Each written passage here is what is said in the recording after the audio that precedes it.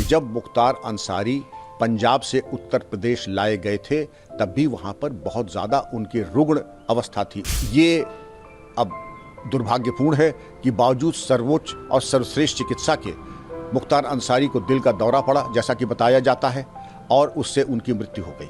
समाजवादी बसपा वगैरह के पार्टी का जब टाइम आया तो फिर उस समय इन्होंने अपना आर्थिक साम्राज्य और आपराधिक जो इनका प्रभाव क्षेत्र था उसको बराबर बढ़ता गया।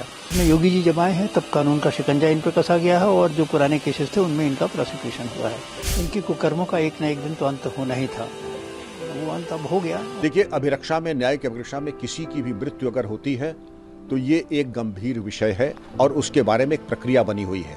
प्रक्रिया ये है कि उसके बारे में मैजिस्ट्रियल जांच होगी, विधिवत इंक्वायरी होगी और उसके बारे में आख्यान न्यायालय को भी प्रस्तुत की जाएगी।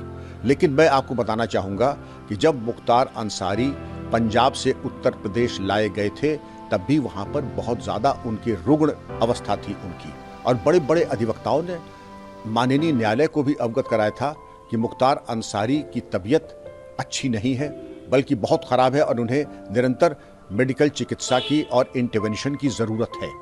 उत्तर प्रदेश लाए गए, अच्छे से अच्छी चिकित्सा दी गई और यहाँ जो चिकित्सा टीम थी, बताए जाते हैं उसमें 9 डॉक्टर्स थे, निरंतर उनका मेडिकल ऑब्जर्वेशन में रहते थे, अच्छी से अच्छी चिकित्सा व्यवस्था दी गई। ये अब दुर्भाग्यपूर्ण है कि बावजूद सर्वोच्च और सर्वश्रेष्ठ चिकित्सा के मुख्तार अंसारी को दिल का दौरा पड़ा, जैसा कि बताया जाता है, और उससे उनकी मृत्यु हो गई।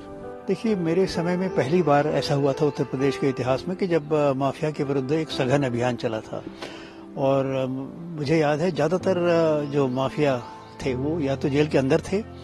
2 माफिया पे मेरी पकड़ में नहीं आए, जो और कैसे बच गए वो भी मैं बता दूं। एक तो मुख्तार अंसारी थे, वो भूमिगत हो गए थे, अंडरग्राउंड हो गए थे। वो कहाँ है अता पता उनका कोई नहीं था। आज की मतलब जैसे हमारे बाद में वो मूछ पे ताव देके घूमने लगे थे, वैसी बात नहीं थी। He went underground, he disappeared and nobody knew his address, कहाँ है। तो फिर हम लोगों ने उनके घर की कुर्की करा दी थी। पहली बार उनके घर की कुर्की हुई थी वो मेरे कार्यकाल में।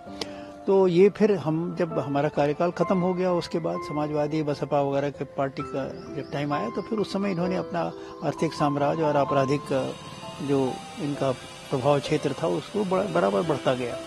और ये तो फिर बाद में योगी जी जब आए हैं तब कानून का शिकंजा इन पर कसा गया है और जो पुराने केसेस थे उनमें इनका प्रोसिक्यूशन हुआ है।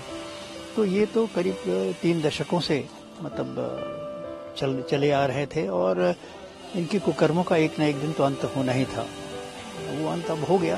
और ये दूसरे अपराधियों के लिए सबक होना चाहिए कि भाई आपका हर आदमी का आपकी एक लाइफ टाइम है, एक स्पैन है, इतने दिन आप चलेंगे, उसके बाद तो आपको खत्म होना ही है और आपका भंडाफोड़ भी होना है। आतंकवादियों का भी यही होता है, 2 से 4 साल तक उनकी लाइफ रहती है, उसके बाद कब पकड़ जाए कब खत्म हो जाए कोई ठिकाना नहीं।